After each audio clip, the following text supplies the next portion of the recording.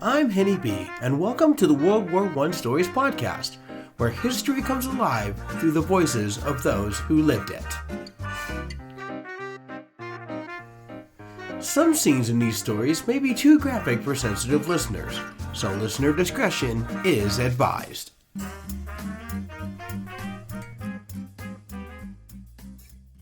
Hooked on the podcast?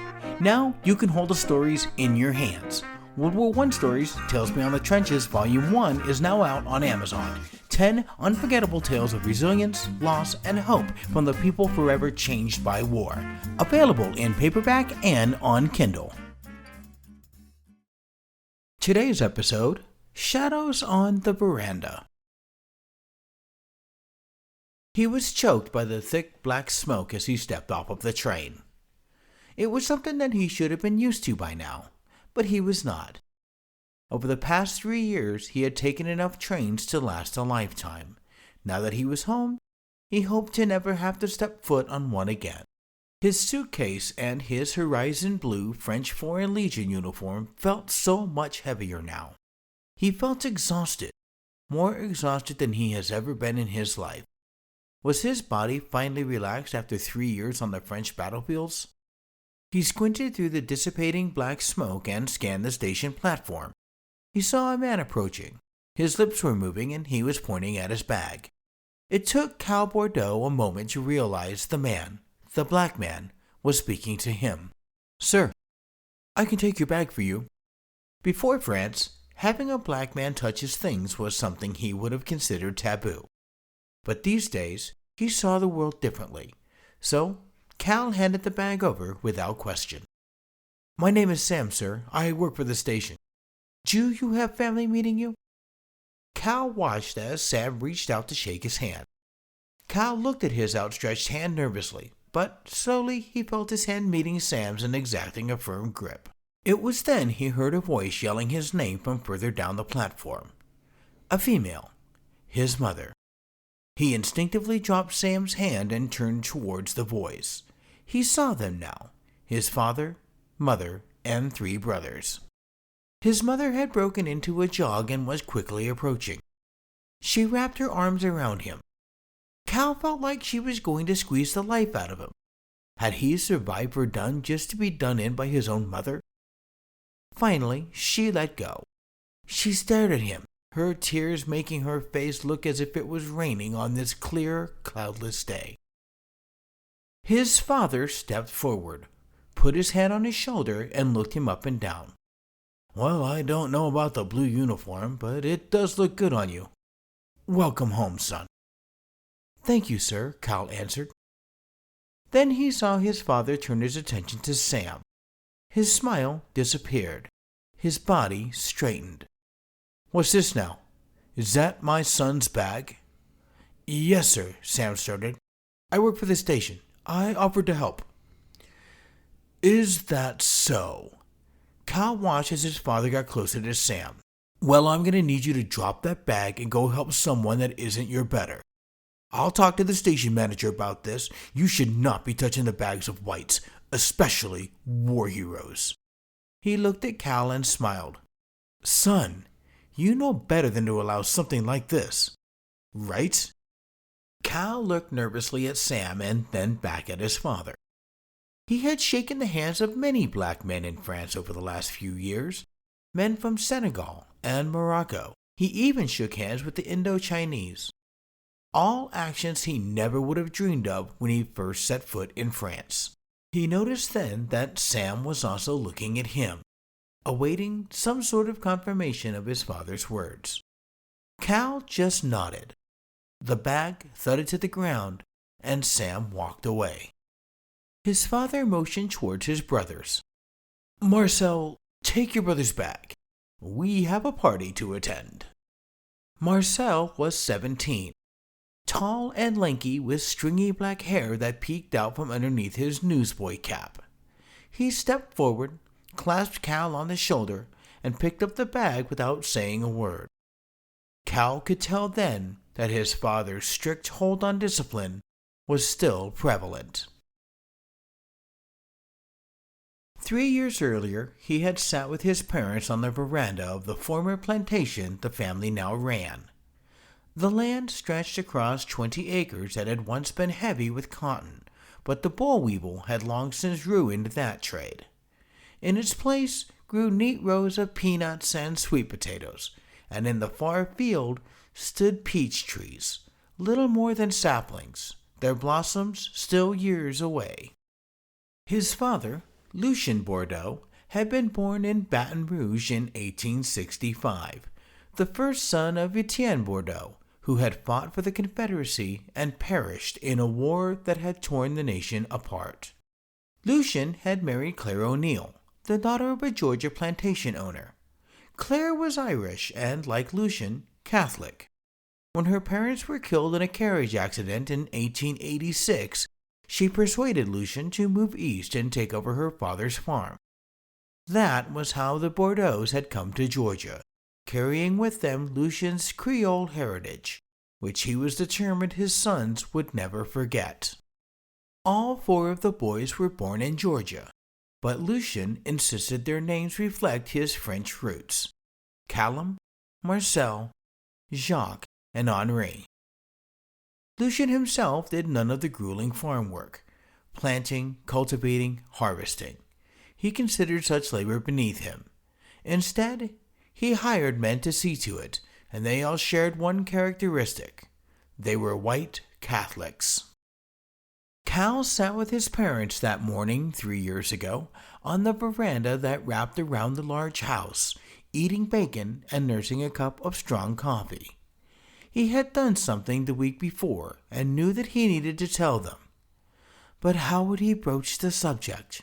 His father, who was now pushing the 50-year-old mark, was writing in a ledger while his mother cooled herself from the humid morning heat with a fan while drinking orange juice. The conversation had been light. When father was doing business on the veranda, people rarely spoke. From the fields, a mule brayed. This distraction caused his father to put his pencil down. "Are your brothers helping in the fields, Cal?" Yes, sir." "Good, because if none of you could run this place after I'm gone without knowing what goes on out there." He crooked his finger out towards the fields. "That's why I had you work them too." "I know, father. I sent them to the peanut side today and to check on the peach saplings." "Very good." Lucien picked up a cup of coffee that sat next to his ledger and took a drink. "It's cold." Claire, who had been admiring the lush green landscape that surrounded them, interjected. "Of course it is. You haven't touched it in over an hour." This was it. This was his chance. "Father, I need to tell you something," Cal began. Lucien put the cup down on the table and glared at him in such a way that Cal almost gave way and abandoned telling him altogether. There was no emotion on his face, just a blank stare of a man who had always controlled everything about his world. Cal was more nervous now that he had his father's full attention, but he plowed through. "Last week I went into Savannah. There were some men there who were talking about volunteering for the French Foreign Legion. They're fighting the Germans, as you know. Well, since I speak French—" He paused, not for effect, but because the next part had gotten stuck in his throat. "I decided I wanted to volunteer also." "You what?" Claire exclaimed. Lucien raised a hand and Claire got quiet. Another example of the control he exerted over the family. Cal could see a tear running down her cheek. "Please repeat that, son. I'm afraid your mother here did not hear you." Cal steeled his resolve. The cat was out of the bag. "I'm not officially signed up. I have to do that in France.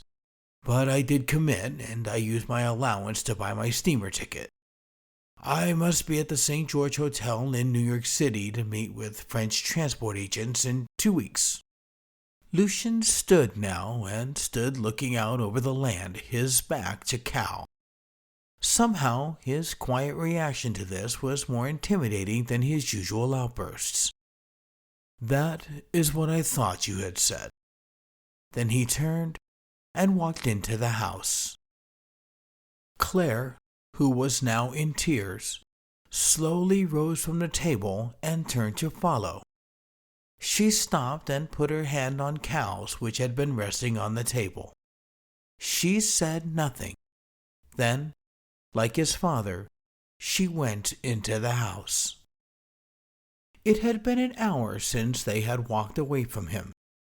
Cal was still sitting at the table looking out at the vibrant green fields and the large acacia trees that lined the lane that led from the farm.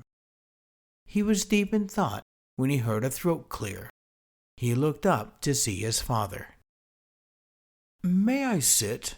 his father asked. This was out of character for him. This was his house. He could sit anywhere he wished. "Of course, it's your veranda, your table, father," Cal responded. His father sat. "I thought that too, until an hour ago when my oldest son decided to tell me he made a decision without even consulting me. I'm sorry, Pa, it happened fast. I've been trying to figure out how to tell you since it happened." Lucian clasped his hands and leaned forward, the sign that a lecture was coming. "Son, what's done is done. Your grandfather once felt that way, and it got him killed. The difference here is that was our fight. Them bastards up north wanted to take everything from us. They wanted all the control. And they got it. This fight, though, the one in France, that's not our fight. Our fight is here. This farm, this land, this state. Our way of life has been ripped from us enough. Now look around you. Some are asking to let women vote. They've already given it to the Negroes. The real fight for you, for us, is here." This time, it was Cal who rose to his feet. "I don't disagree with you, Pa. I know what the Yankees did to us, and I don't trust the talk I hear now. Women demanding the ballot, Negroes walking around like they're our equals. You're right. The fight is here, and I'll always stand on that." He paused, letting the words settle between them. "But you've always told us to remember where we came from, where our church came from, where grandfather was born. And now the Germans are trying to crush that place, take it for their own, strip it of everything that makes it ours. I can't sit here and watch that happen. I want to protect that too." His father stood and came closer, studying Cal as though he were seeing him for the first time. "I had not thought of it that way. France as our blood, our faith. You make a fair point, son." His voice softened only slightly. "I do not agree with your decision, but I cannot deny it took courage. That's something a man must have." He paused, his jaws tightening. "Still, I am the man of this house, and I should have been consulted before you made the decision. That is an insult I don't take lightly. So where do we go from here?" "I leave in 2 weeks, father. You're right, this is your home. If you wish me to stay elsewhere till then, so be it." There was a hint of defiance in his tone. He knew that even though the old slave quarters had been torn down long ago, the overseer's cabin had been restored and used as a guest house for the last 20 years. He could stay there if allowed. "That won't be necessary. But as far as your brothers are concerned, we made this decision together. Do you understand me?" "I do, sir." And with that, the conversation was over. His father sat back down, opened his ledger, and resumed his work. Cal quietly left and went for a walk among the fields. A rare surge of excitement coursed through his body when he first saw the steamer waiting in New York Harbor, the smoke curling up from its funnels. He had ridden alone, deep in thought on the long train from Georgia. But when he stepped into the St. George Hotel in Brooklyn and found the back meeting room he had been told to report to, he realized he was not alone at all. At least 300 Americans had gathered there, restless and bound for the same uncertain road. Now, as he made his way up the gangway, he glanced back at the dock. The line of men behind him seemed endless. He stumbled, bumping hard into the man ahead of him, nearly sending them both sprawling. "So sorry," Cal said quickly, offering a hand. "It's perfectly all right." The man's grip was firm, and the line of bodies pressed forward, forcing them to keep moving. "I'm Francis, from Seattle." "I'm Cal, from Savannah." Francis gave a crooked smile. "Uh-oh, a Reb." Cal shot back, grinning. "Uh-oh, a Yankee." They both laughed, Cal clapping Francis on the back as the line spilled onto the deck. At the railing, they stood shoulder to shoulder while the gangway slowly emptied. Francis pointed down. "Would you look at that?" Cal followed his gaze. A group of black men had gathered on the dock, now starting their climb up the gangway. "Long as they keep to themselves, we'll be fine," Cal muttered. It took him a moment to notice Francis staring at him. "What?" Cal asked. "Nothing," Francis said at last. "Just never heard anyone talk like that before. About blacks, anyway. Back in Seattle, it's the Asians folks go on about. We don't have many blacks out there." "Then you're lucky," Cal shot back. Francis shrugged. "My uncle owns a shipyard. That's where I worked up until now. The blacks that come through, they work hard, do good work, same as anybody else." Cal blinked, astonished. "You work next to them? Like they're equal or something?" He shook his head as if the thought itself were too wild to believe. "Well, yeah, don't you?" Francis asked. Cal's brows furrowed at the mere thought. "Hell no. We own a farm and my father only employs reliable white men. Catholics mostly." "Interesting. Then, changing the subject, should we see if we can get a berth together? You're the only person I've met so far." This elicited a smile out of Cal. He, too, wanted to veer off the subject. "Sounds great. Let's go." The steamer passage had taken 2 weeks and had been rather enjoyable. He and Francis had been assigned to separate berths. However, Francis had been able to convince his assigned bunkmate to switch with Cal. The evenings had been filled with discussions about life, meeting other volunteers, and card games. The volunteers had stayed on board the steamer after it docked in Bordeaux. The next morning, they had crammed into a Paris-bound train. 10 hours later, Cal sat in the lobby of the French Army recruiting office at the Dépôt des Étrangers, which he knew translated to the Foreigners' Depot. As he looked around the room, he got increasingly more uncomfortable. The men in the room were diverse, and there was no separation at all. Blacks and Asians sat next to white men. This appalled him. He leaned towards Francis, who sat beside him on the wooden bench. "There's no decorum here. Everybody mixes?" Francis giggled at his friend's apparent culture shock. "We're in France, Cal, not Georgia. You didn't notice this on the train?" "No, I slept," Cal shot back. At that moment, Cal heard his name called. He rose and made his way towards the voice.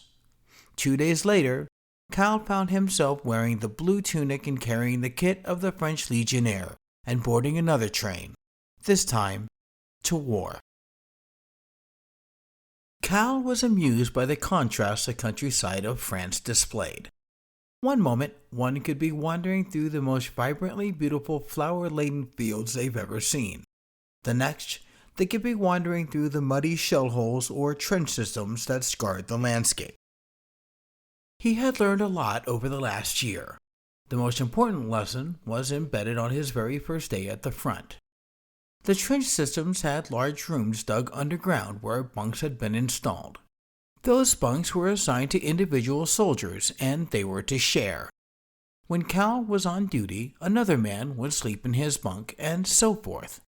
Cal learned that he was to share his bunk with an African man from Tangiers. Cal refused the bunk assignment. He was only persuaded to change his tone when a French officer held a pistol to his head and told him, "That's your bunk." Period.